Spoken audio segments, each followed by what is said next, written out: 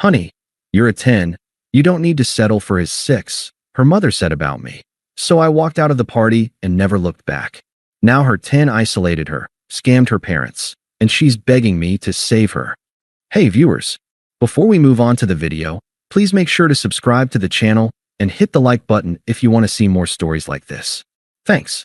I've never been the kind of guy who fills a room when I walk in.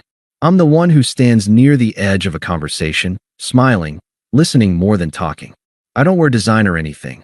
I drive a used Civic, and I still pack my lunch for work. It's not glamorous, but it's mine. Every inch of it paid for, earned, and calm. That calm was something I used to think Claire loved. When we met, she said she found my steadiness refreshing. Her last few relationships had been with self-proclaimed entrepreneurs, guys who promised the world and borrowed her rent money to chase it. So when we started dating, she used to joke that being with me felt like finally exhaling. I thought that was a good thing.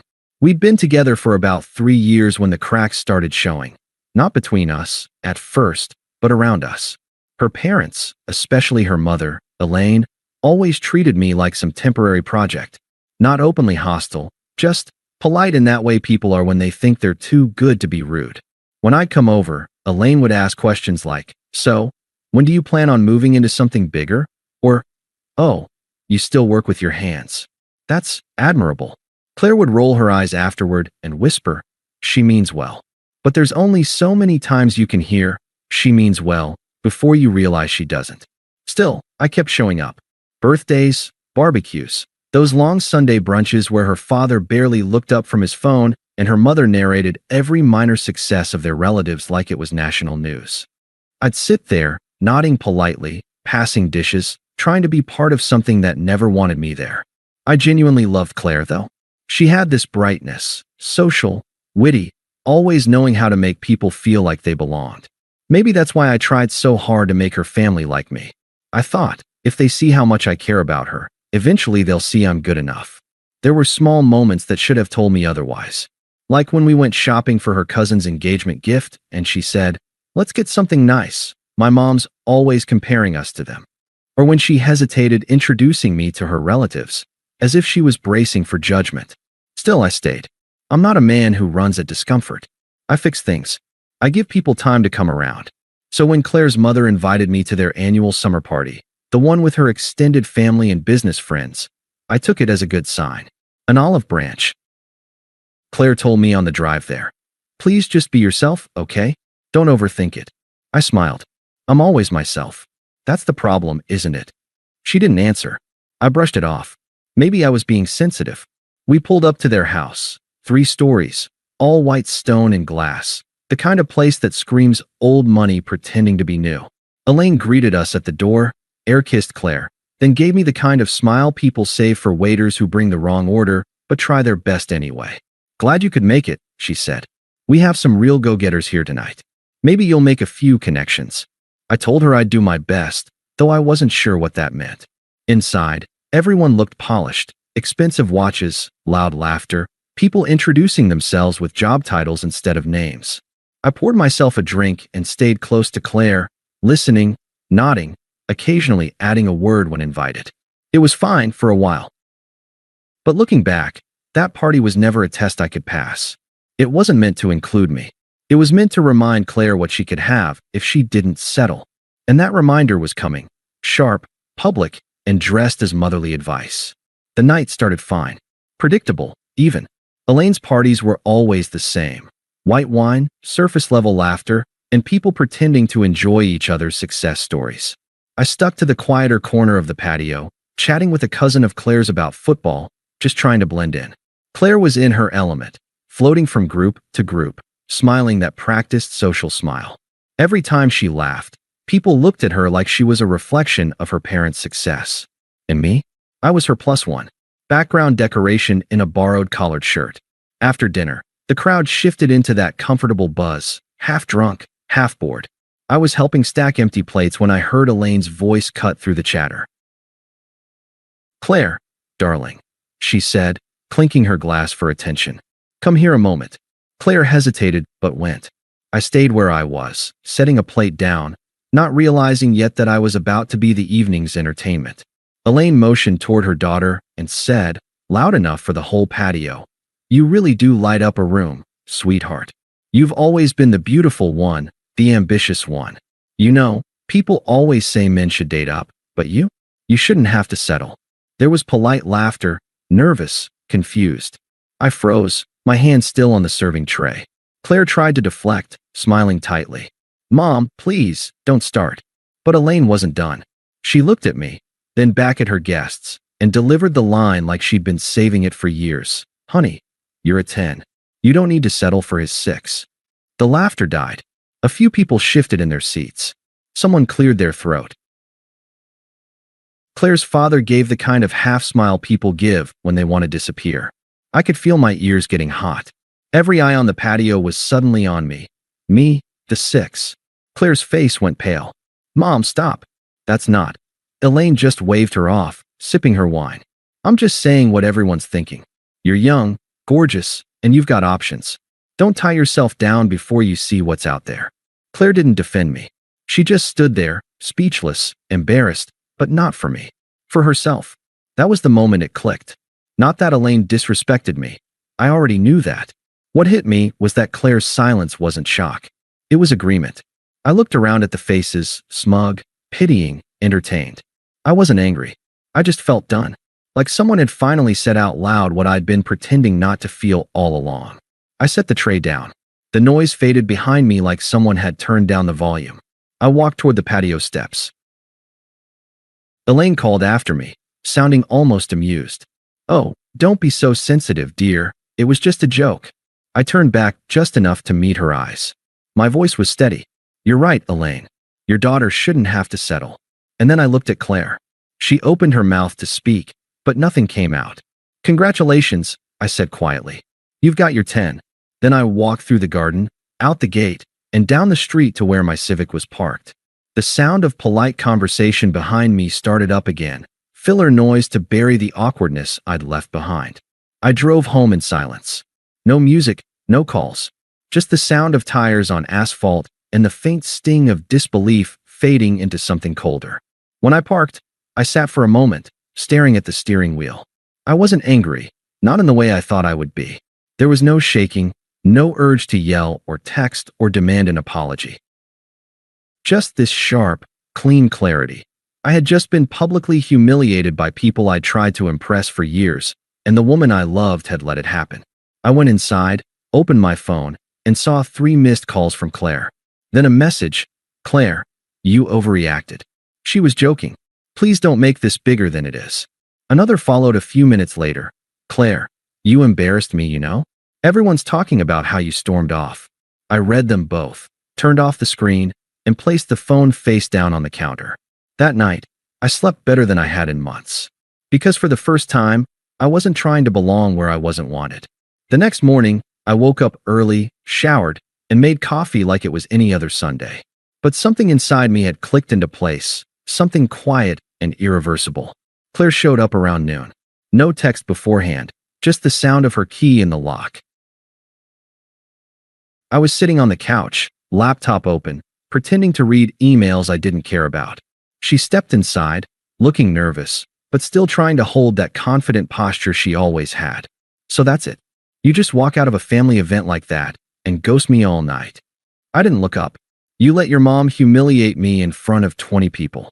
"She was drunk," she said quickly. "You know how she gets." I didn't want to make it worse by starting a fight in front of everyone. I shut the laptop. "You didn't have to start a fight. You just had to say she was wrong." She hesitated, the tiniest flicker of guilt, then crossed her arms. "You're overreacting." She was being an idiot, yes, but everyone knows she runs her mouth. "You can't just storm out and make me look crazy in front of my family." There it was again. Make me look crazy. Everything was about optics with her. I said nothing, just stared at her until she shifted uncomfortably. "I mean," she added, softer now, "you know she doesn't mean it. She just wants what's best for me." That line landed harder than she expected, because I could tell she actually believed it. I stood up, calm and steady. "You think what's best for you is someone else. That's fine, but you don't get to keep me around as your safe option while your mother shops for upgrades." "Oh my God, that's not what I held up a hand. "Save it. I'm not angry, Claire. I just finally get it. You and I were never in the same relationship. I was building something real, and you were curating an image. She blinked, not used to my voice sounding like that. No pleading, no raised tone, just finality. So what? You're breaking up with me over that? She asked, incredulous. I nodded once. No drama. No long text threads. Just done. You're seriously ending things because of my mother? I met her eyes. Because of your silence. Her mouth opened, then closed again. I walked past her, opened the door, and waited. For a long moment, she didn't move. Then she scoffed, grabbed her purse, and muttered something under her breath. You'll regret this. Not every woman would date a guy like you. I smiled faintly. You're right. Not every woman would. She left, slamming the door behind her. The next few weeks were quiet. My phone stayed silent, except for a few passive-aggressive texts. Hope you're happy. Mom feels awful, you know. You could at least be mature about this. I didn't reply to any of them. I changed my number. Moved into a new apartment. New job, even. One that didn't have me walking on eggshells around people with last names on law firm walls. And slowly, the silence stopped feeling empty. It started feeling peaceful. Claire's world, though? I started hearing pieces of it through mutual acquaintances. She started dating someone new within a month, a guy her mom approved of this time. Smooth talker, worked in finance, drove a Tesla. The kind of man who treated life like an audience. Elaine was thrilled. I saw a photo on social media once. Claire and her new boyfriend smiling at a winery. Her mother tagging them with captions like, "My perfect girl with her perfect man, red heart." I scrolled past it without a second thought. But what struck me most wasn't bitterness. It was clarity. Elaine hadn't humiliated me by accident. She'd done it to test her daughter, to see if she'd stand by me or choose comfort. And Claire had chosen comfort. The 10 her mother wanted. A few months later, I ran into Elaine at the grocery store. She looked surprised to see me. Oh, you look, well. I smiled. I am. Claire mentioned you've moved on. Good for you. Her tone carried that same superiority, as if my well-being was an interesting footnote. But then she added something that caught my attention. Between you and me, I think she rushed into her new relationship. But she's happy. I nodded. Of course she is. That's what matters, right? Elaine hesitated. Just for a moment. That was the first crack I'd ever seen in her perfect mask. I didn't give her time to respond. I wished her a pleasant day, paid for my groceries, and left. Driving home, I realized something simple. Walking away hadn't just saved me from humiliation. It had saved me from a lifetime of being measured. Measured against wealth, status, presentation, things that meant everything to them and nothing to me. For once, I didn't feel like a 6. I felt like someone who'd finally stopped trying to be rated at all. About 6 months passed before Claire's name crossed my mind again, and it wasn't because I missed her. It was because someone at work brought up her boyfriend, Ethan.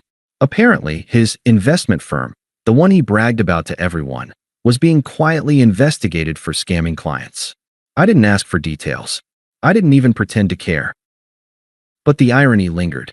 The man Elaine called a real 10 turned out to be the kind of guy who measured his self-worth in other people's losses. 2 weeks later, the rumors turned into headlines. I saw the article while scrolling through my phone one night. His name was there, bold and embarrassing, right beside the words fraud, embezzlement, and financial misconduct. And in one of the attached photos, Claire was there, standing beside him, perfectly dressed, smiling for cameras at a charity gala just months earlier. The caption hit differently now. The couple that defined success. Yeah, sure. I didn't feel vindicated, not yet. But something about the quiet symmetry of it all felt earned. The first message came the next morning. Claire, hey, I know it's been a while, but could we talk? I ignored it. Then another. Claire, I wouldn't reach out if it wasn't important. I just really need someone who actually understands me right now. Still nothing. Then a longer one, a full paragraph. You probably saw what's been happening. It's not what it looks like. I swear, I didn't know about any of it. He lied to me, to my parents, to everyone. I feel like such an idiot. Please, can we just talk for 5 minutes? You were always the only one who really cared. That last line was the hook, the emotional fishing line she'd used before. But this time, I wasn't biting. I didn't block her. I didn't reply. I just left the message unread. Over the next few days, she kept trying. A missed call at 2 a.m. A voice message that started calm but cracked halfway through. I didn't listen to you, and I should have. You were right about everything. He took money from my parents. My mom's panicking. I don't know what to do. I let it sit there. It's strange how silence can say more than any speech. A few weeks later, I saw Elaine again, this time at a cafe. No husband, no friends, no pearls or makeup. Just her, in a plain cardigan, staring blankly into a cup of coffee. When she saw me, she froze. "Oh," she said weakly. "Hi, Daniel." I nodded. "Elaine." There was no smugness in her tone this time. No superiority. Just exhaustion. "You've probably heard," she murmured. "He took everything. My husband's savings, our retirement. Even Claire's accounts. He was using her name for fake investments." I said nothing. "We're dealing with lawyers, police, everything. It's a nightmare." She sighed. "I suppose you must feel vindicated." I took a slow sip of my coffee and said evenly, "No. I just feel lucky." Elaine's jaw tightened. For a moment, she almost looked like she might cry, but pride wouldn't let her. "She's been trying to reach you," she said quietly. "She thinks you could help her. Maybe give her some guidance." I almost laughed at the irony. Guidance from the man she once called a six. "I hope she figures things out," I said, standing to leave. "But I'm not the person she needs to call anymore." "You really won't even speak to her?" I looked her in the eye. "Your daughter and I already had our final conversation. She just didn't realize it." And then I walked away, again. This time, there was no sting, no regret. Just peace. 2 nights later, I finally listened to Claire's latest voicemail. Not because I cared, but because curiosity can be cruel sometimes. Her voice was smaller now. "I'm sorry. I really am. I thought I knew what I wanted, but I didn't. He isolated me from everyone, even my friends. I'm staying with my parents right now, but it's bad. Mom's angry all the time. Dad barely talks. I miss how calm everything used to be. You made things feel safe." She paused, then whispered, "Please, Daniel. Just say something. Anything." I stared at the phone for a long moment, then deleted the message. Not out of spite, just finality. By then, my life had quietly flourished. The new job turned into a promotion. I'd started seeing someone, Mia, a friend of a coworker, kind and grounded. No games, no mind reading, no measuring. One night, I told her the story, not the dramatic version, just the facts. She listened, smiled softly, and said, "You're lucky you saw who she was before she cost you more." And she was right. Because Claire wasn't the heartbreak of my life, she was the lesson. The lesson that some people don't want love, they want validation. And once they lose their audience, they fall apart. It had been nearly a year since that party. The one where Elaine looked me up and down like a bad Yelp review and said, "Honey, you're a 10. You don't need to settle for his 6. I hadn't spoken to either of them since. In that year, I rebuilt myself brick by brick. New job, new apartment, new calm. And Mia, she wasn't loud or performative. She didn't need to prove anything to anyone. She laughed with her whole face and asked questions that actually waited for answers. She was what peace feels like when it walks into a room. Then one Friday night, my buddy Tom texted, "Heads up, Claire's going to be at Marlowe's tomorrow. Says she wants to see you. She's not in a good place, man. Careful." I stared at the screen for a while, then decided to go anyway. Not to stir anything, but to make sure the ghost of that relationship didn't still own a part of me. The place hadn't changed, still too loud, still pretending to be classier than it was. I was halfway through a drink when I saw her. Claire. Her glow was gone, replaced by stress and that hollow exhaustion you get when life humbles you too fast. She saw me before I could turn away. "Daniel," she said, like she wasn't sure she had the right to use my name. "Claire, you look really good." "I am." We stood there, the silence dragging until she motioned toward a quiet booth. Against my better judgment, I followed. She didn't waste time pretending. "You probably think I deserve everything that happened. I don't think about you much at all." She winced. "He lied to me, Daniel. To everyone. Took money from my parents. Left me with nothing. I feel so stupid." I nodded slightly. "I warned you once that people who talk in numbers eventually treat you like one. You don't have to rub it in." "I'm not. I'm just reminding you how we got here." She looked down at her drink, eyes glossy. "I miss how simple it was with you. How calm. I didn't realize that mattered until it was gone. Still, I said nothing. Would you ever consider us? Starting over. I let the question sit between us like static. Then quietly, no. Just like that. Just like that. Her composure cracked. After everything we had, you can't even think about it? I did. Months ago. That's how I moved on. Her jaw tightened. You've changed. I grew. I stood. Take care of yourself, Claire. She looked up, voice trembling now. She's not better than me, whoever she is. I turned back just enough to say, you're right. She's just better for me. And I walked out. A few weeks later came the real finale. My company hosted a formal charity fundraiser. Suits, champagne, the whole theater of success. I brought Mia. She wore emerald green and looked like someone who didn't need anyone's permission to shine. When we stepped into the ballroom, I noticed familiar faces, including two I never expected. Elaine and Claire. They were standing near the entrance, trying to look composed. Elaine's pearls couldn't hide the exhaustion on her face. Claire's smile looked rehearsed, a performance for whoever was watching. Elaine spotted me first. Daniel, she said stiffly. It's been a while. It has. Mia extended a polite hand. Nice to meet you. Elaine blinked, visibly disarmed by Mia's warmth. You're very lovely, she said, almost out of habit. Mia smiled. Thank you. Daniels told me you have quite the eye for people. For a split second, Elaine didn't know whether she was being complimented or reminded. Claire looked like she wanted to melt into the floor. So, she asked quietly, how have you been? Good, I said. Better than ever. The silence after that was heavy enough to be honest. Elaine muttered something about getting a drink and walked away. Claire stayed, staring at the floor. You really did move on, she said, almost whispering. I told you I would. She seems kind. She is. You always wanted simple, didn't you? No, I said. I wanted peace. There's a difference. She nodded faintly, tears welling but never falling. I hope you're happy. I am. And there it was, the last truth between us. Later that night, Mia and I stood by the balcony overlooking the city lights. She leaned against my shoulder, content. Claire passed by once more, eyes finding mine from across the room.